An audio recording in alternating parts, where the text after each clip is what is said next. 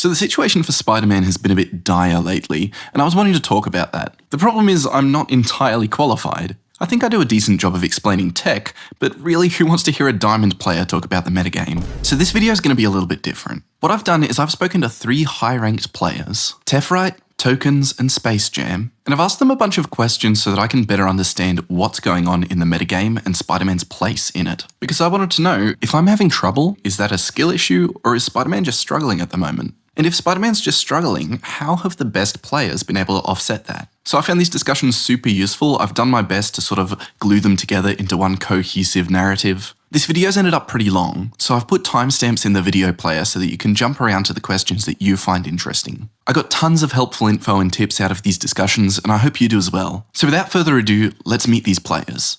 My name is Tephrite. I'm a top 500 Spider-Man player, but I make a lot of guides and also a lot of speedruns on YouTube. I've been a top 10 Spider-Man controller player on Xbox pretty much all the seasons. And I'm like a small content creator. I wouldn't say I post a lot, but I try to keep it up as much as possible. I got top 500 playing Spider-Man only solo queue, which is, not that crazy, but definitely what I'm good at. Why is it that you started playing Spider-Man in the first place? I think I might be a little unique in that Spider-Man actually drew me to rivals in general. When I saw Necros change his profile picture, I was like, wait, maybe there's something to this game, you know? I saw like Fame's videos and Tephrite's videos, and I was like, okay, this is kind of sick. I literally just downloaded the game to play Spider-Man. I was so hyped about the game. When I heard it was gonna release on console, I was so hyped. Bro, I just played like one game on Spidey, and that's the only character I played for the rest of the season. Well, I love the character. Spider-Man has always been my favorite superhero, period. So that was enough to drag me in. But on top of that, when it comes to games in general, I always like the fast mobility based characters. Like in Overwatch, I play a lot of Genji and Tracer. So the playstyle in general and just the sheer mobility that Spider-Man had was enough to drag me in.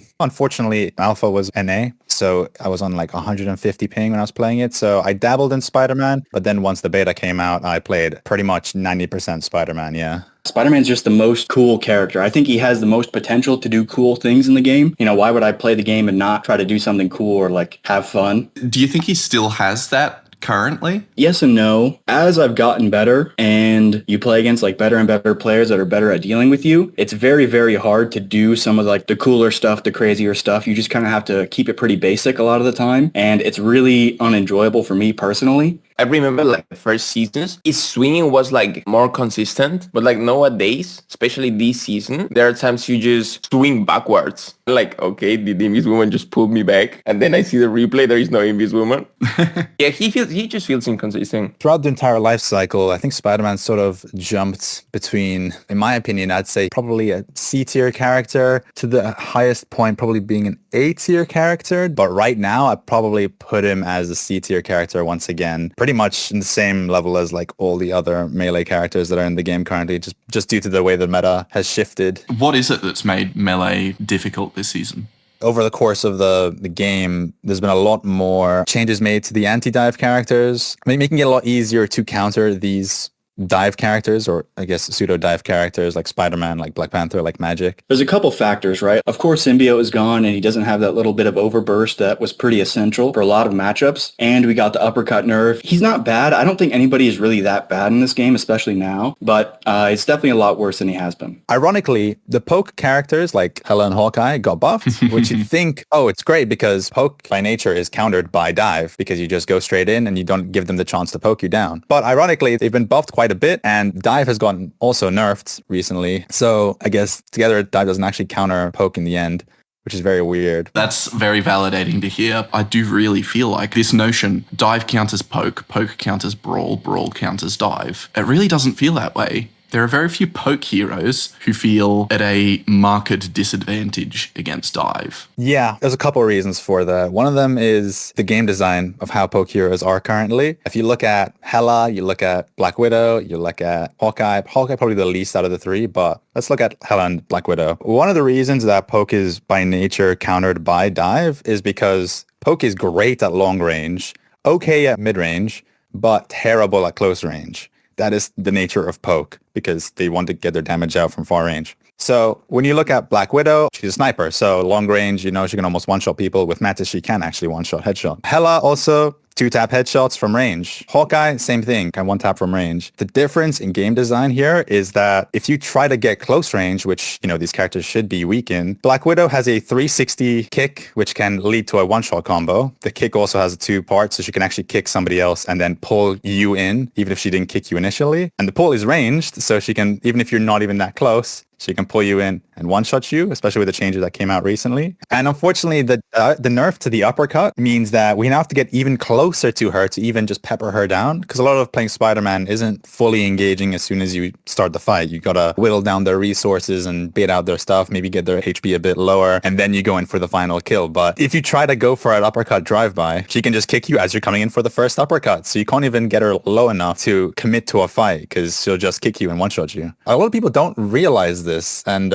in the games, obviously when you're playing Spider-Man, there's a Black Widow on the enemy team. Everyone's like, okay, Spider-Man, why aren't you killing this Black Widow? You should be on her. She should be dead 24/7. And I'm like, yeah, bro, I'm trying, but she just one-shots me every time I go next to her. Regarding the uppercut range nerf, you think that was significant? In the grand scheme of things, it doesn't change a lot, but there are a couple matchups and a couple situations where it is a big deal. Things like Hela stunning you. You might have been able to clip her if she missed you. Now it's just like impossible. When the change first came out, I actually thought everybody was a bit overreacting. But as I played more and more, there's a lot of very small situations where you think you're close enough as you go in, but because of momentum, you drift a bit apart from the enemy. And when you're going for the uppercut to try to finish them off, you're just out of range now, so you don't get that final hit. And then they're able to get healed up, and then the entire engage was wasted. Then also in situations like with Black Widow, where you're trying to go for a drive-by, she also has 5 meters on her kick. But if you play on the edge of that, it gives her a smaller window to actually land that kick. So now that you have to be closer, she has a larger window to hit it. So it makes it even harder, yeah. We can move on to Hela, and she can headshot you as you're coming in, stun you to the ground, which leaves you in place, and then headshots you again. That kills you. And if she somehow fails this or misses it, she also has her bird to get away, and then give her another opportunity to headshot you again from far range. Then on top of all of this, she also has her ultimate, which gives her invulnerability frames and can then also go up into the sky and kill you that way. So there's a lot of safeguards for her. It can be rough with Hela's stun. If you have somebody like a Captain America or like a Venom or something to burn that cooldown for you, then it's pretty free. I think with Symbiote, the fight versus Hela was a lot more even. Oh, okay, so not even winning, but even. Yeah, I'd say even, because her stun is ranged. So when she sees you coming in, she can still tap you. But if you're able to come at her from, I say, when she's unaware, even though Spider-Man... Another thing which really annoys me is so loud, people don't right? realize how telegraphed Spider-Man is. How you need to hit a cluster, and then you're told that you're hit by the cluster. And then also you need to use your get over here, which also shows on your screen that he's coming towards you. He's using that ability on you specifically. So you have 2 tells that he's about to engage on you. I had it pointed out to me, you don't realize until you're the support playing into a Spider-Man, his web swings are so loud. Before he even fires the first tracer, you often know that he's above you. And I so often forget it when I'm the one who's flanking. So Symbiote itself made the fight even, but Venom made it in your favor, because a lot of the issue with Spider-Man is that he's a very squishy character. So when you wanted to engage, you do your damage, or you bleed a resource and then you get in and get out. You don't necessarily commit to the kill. But with Venom there, he's able to soak up a bit more damage. And so I feel like this change to the symbiote and the removal of symbiote isn't 100% on the fact that symbiote is gone, but it also means that people aren't playing Venom and Spider-Man together as much. So the Venom isn't soaking up the damage and even isn't tickling the enemy or the target down a bit to allow Spider-Man to do his combo and finish them off. So it's a bit of both. For Hawkeye, if you get close to this guy, he just kills you. The main thing, you always want to try and catch them off guard when a Hawkeye is looking down the choke, or a Hela is fighting your other DPS, or maybe looking to pick off a support. Speaking of console, I abuse the fact that Spidey can move behind targets pretty quick. So whenever I'm facing a Hela, a Hawkeye, they most of the time have like very, very low sense to get, these crazy headshots. So whenever I do is like I engage from behind, then they have like to turn around, but they turn around like very, very slow. And then I just stay behind them the whole time. I don't think Hawkeye and Hela has huge problems to a diver, especially for Spidey on console at least. Hawkeye, I think, is the least of these 3, just because he's got his push and he's got his jump. So it's not like a stun. I think it's the most forgiving out of the 3, but it still pushes you away, makes you very predictable, and gives him an easy shot on you. If he hits you once as you're coming in, he can push you away and get another easy shot as you're pushed away. So the whole game design around snipers in this game, or around poke characters in this game, is very odd. I'm curious, when you boot into a game and you see the enemies run out of their spawn door, is there a particular hero that you are happy to see, that you see them come out and you go, I'm going to kill you over and over? There's been one character ever since the game came out, which has given me that feeling, which is Moon Knight. Moon Knight, it's very, very easy to counter. Moon Knight, he's still up there. There's some good Moon Knights that have like good positioning. You know, they wait for you to dive them and then they place his onk. But he's pretty much free if you pull them in the air. I know a lot of new Spider-Man players think that Moon Knight counters him because of the onk that can, stop his engage. But I think he's a 250 HP character. Yeah, he gets his shield now from his crescent throw, but his movement is also very, very predictable, obviously, because he gets his double jump. So that's a very predictable arc, which you can also follow with your own double jump when you're engaging on him. So I think Moon Knight's probably the only character who I think is easy pickings necessarily, and probably the only character in the game that Spider-Man has a good matchup against. Because I was going through the list of characters and I was like, damn, there really isn't anybody I'm happy to see. Of course, Moon Knight is completely free if his Unk is on cooldown. Do you wait to know that his Unk is on cooldown to dive him, or do you just dive in and say, I'm going to burst you down before you kill me? What is the process to demolishing a Moon Knight? I'll be honest, I don't really think about it too much. My first engage, usually the way I approach the game is I treat the enemy like they don't know how to play against me. So my initial thought would just be to go for a regular engage and go for the kill. And then when I see how they respond to that, then I adjust my playstyle. So if he's saving his onk, for example, to throw it at me when I engage, then I'll wait to bait out the onk and then I'll go in on him. Or, if he's waiting for the crescent, then I'll wait for the crescent throw to go on him. So it's more of like a feel out your enemy and try and see their playstyles and then counter their playstyles. I mean, it's the same for other supports and stuff too. If you can see how Loki's using his lamp or his TP, or Luna's using her freeze, or Mantis using her sleep, you want to see how they're using it. If they're using it early, go out early. Same with Star-Lord. You can bait out his flips. You can see if maybe they flip too early or they're really trigger happy on it. We wait for him to do that and then you do your combo. So it's sort of like know thy enemy, I guess. Yeah, that's super interesting. I just go for him. I like to see a Jeff, but just because he's cute. And since the update, he's a lot easier to kill now. It doesn't feel so horrendous chasing this guy around the map for 20 years. I think Storm is also pretty easy to counter. Storm is good when Jeff is banned. Yeah, when Iron Man didn't have his shield from his power-up, Iron Man was definitely one of the culprits. And yeah, when we had Symbiote, like Storm was also one of them. Torch, kind of, but not really, because even the dive bomb kind of gave him a way to get out of the combo. Cloak is pretty easy to kill, knocking Wanda out of her dash, even though people don't really play Wanda, but... I will say, though, besides all of that, Cloak and Dagger probably is second on that list outside of Moon Knight, just because, yeah, her bubble makes it really hard to kill her, but that's just one cooldown you can kind of get away with. You can kind of use your get over here into her fade, so that doesn't really counter you. I don't think it should work like that, personally. I think that's kind of a weird way for the ability to work, but yeah, I mean, that's how the game works right now, so I think that's pretty good. And also, there's one of the only ults, or support ults, so you can pull her out of, I guess, besides Mantis. So you can actually go for a little fishing combo when she finishes her ultimate, or even go for a yo-yo, which I've been doing a lot more. So you can get her out of her ultimate and kill her that way. So that feels like there's counterplay in that regard, unlike with, Luna Snow.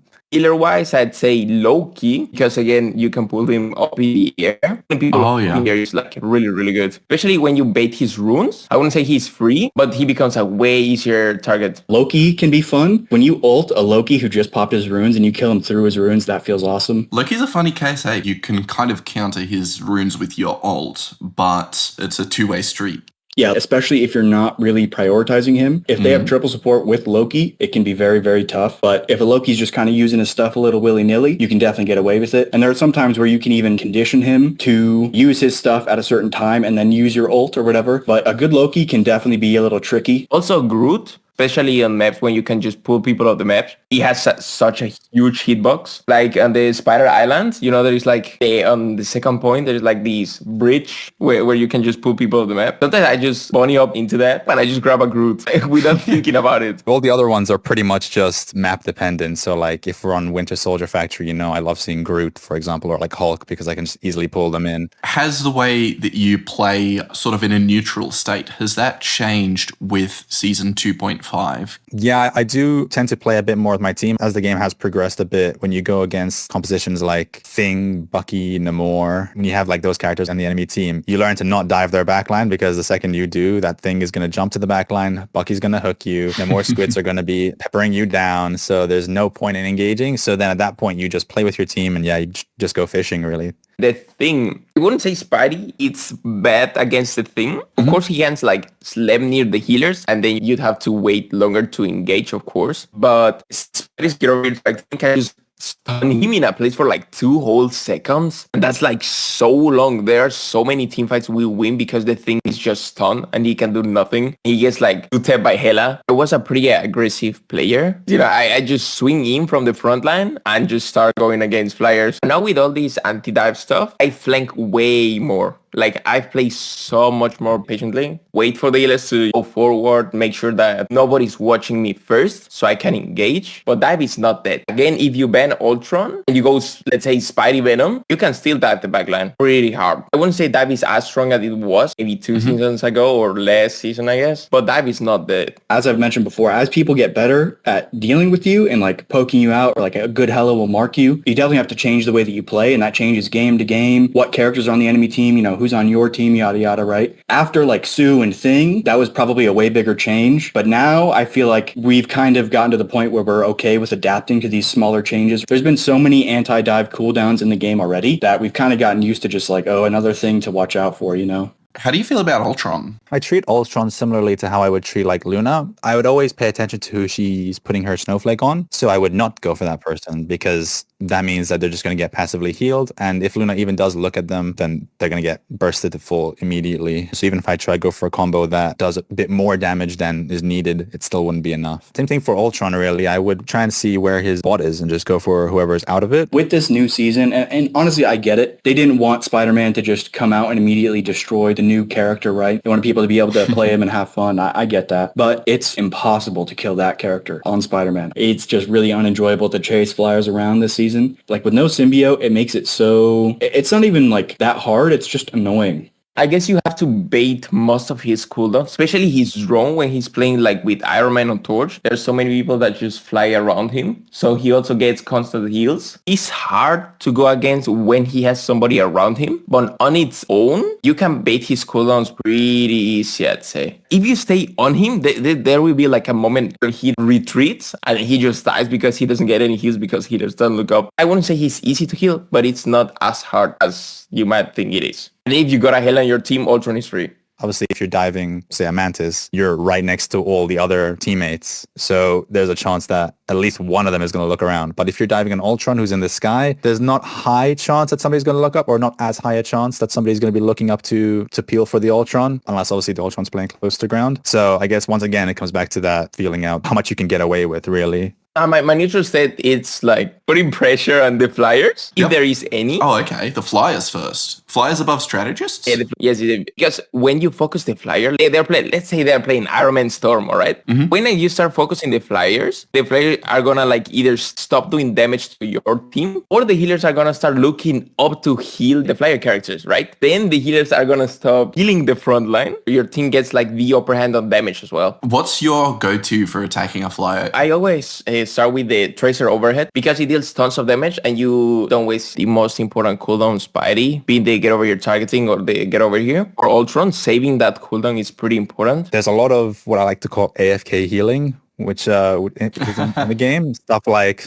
Luna Snowflake, where you can just put it on Hela and then just go heal your tank, and Hela will get passively healed as you're healing the tank. And also with the inclusion of Ultron now this season, like there's another layer of that that's been added, which is his Ultron, the bot that heals the AoE around the person it's on. So it's doubly unfavorable to dive heroes, especially to Spider-Man, who has very, very precise combos, which do just enough damage to get the kills. So when you have these kind of AFK things that they just receive one bit of healing, which wasn't maybe even intended for them, you know, it messed up the combo and suddenly Spider-Man can't kill them. So the game design for snipers and also this AFK design can make it quite hard for dive heroes in general, not to mention all the other resources in the game that can basically negate your engage. This season I've been getting many Spidey bans as well. Whenever they go Iron Man, Ultron, Storm, or Johnny, they ban Spidey. Then I always go Venom. Venom's damage is so great. Going against players with Venom is also pretty fun because of his range, like his attack range. Yeah, it's You deceptive. yeah, it's so good. It's so good. Venom is so fun. He's the better Spider-Man. Like whenever Spider-Man gets banned or I'm just tired of the game, I just go Venom.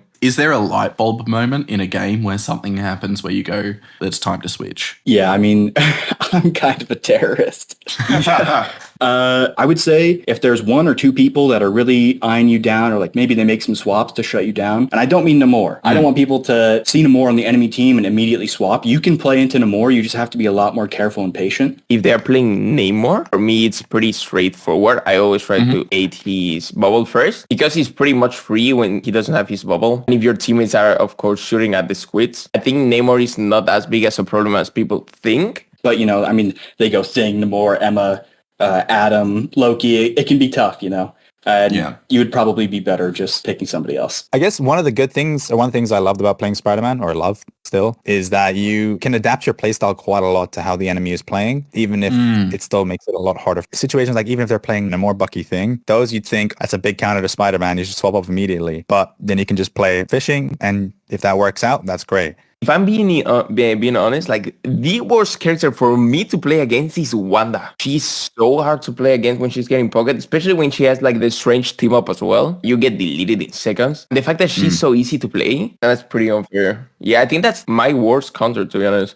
Going against the Star-Lord is also pretty scary. That's true. Yeah, he has the Spider-Man ult every 10 seconds. That's so dumb. I get killed through my ult with his E or whatever that is. That's not fair. What about the Rocket Penny team up? Does that give you any problems or not really? I mean, I guess it very much depends on my teammates. On Penny's nest, if you jump while you're in the nest, like the mines don't follow you as much, I have the feeling. But it's definitely harder to destroy the respawn beacon. I don't think it's as big of a problem as some people might think, but it's definitely harder to play against a Penny than it was before. The whole point of playing Spider-Man realistically is bleeding resources. You don't want to necessarily go for kills, but you want to be forcing the enemy to use abilities and stuff when they don't want to be. The thing is, though, in the meta right now, the fights don't last long enough for you to go for the kills after bleeding all the resources. So in those situations when you're bleeding a lot of resources, you think you're getting value, but you're still losing the fights because you're unable to finish off the kills. In that moment, I just decide to swap off. So it's like your team's getting wiped out before you get the chance to finish what you were doing? Yeah, exactly. Yeah, if your team isn't able to follow up on your resource bleeding, probably good to swap off. Yeah, I swap a lot. Most of the time because my teams needs it. When they go like Wanda, Namor, Hulk, it's like, all right, I might go Hela this time. Currently, since last season, I started playing more tanks, like Emma. Yeah, I played Emma tons. Also Groot. Magneto is a really good tank. I don't think he has ever been a bad tank. But now with this Pokin meta, he's really, really good as well. I actually been playing tons of healers as well. Luna is so broken right now, so I've been playing Luna. You'll just swap on a triple support? Yeah, then I just got triple support with Luna. I wouldn't say we're in a triple support meta again, but triple support feels pretty strong. I've definitely leaned more towards Psylocke and Star-Lord recently. Also Human Torch, besides last season where he was banned about 99% of the time. The reason I play those three characters, well, mostly Psylocke and Star-Lord for this, is that it allows me to, once again, switch up my playstyle so I can either flank, go for their backline a bit if I need to, or I can hold and mark characters like Hela if they're trying to go for off angles, or I can even pressure the tanks, because Psylocke does a lot of damage to tanks. So there's a way I can change the playstyle depending on who's carrying on the enemy team or who's getting the most value.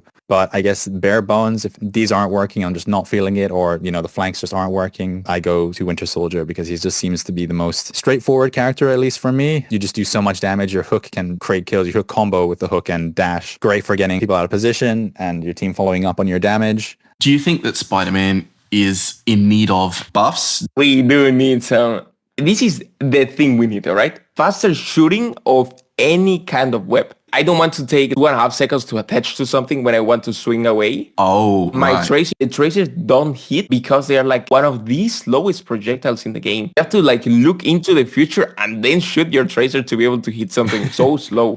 They get over here. It's also like, I think that's good. I think that's pretty balanced. But the tracer speed and web swing speed, like the way they come out, it should be like way faster. Just the animations, make them quicker, make the projectile speed quicker as well. And I think those will be like two reasonable buffs for Spidey that definitely would make him a more valuable or consistent character.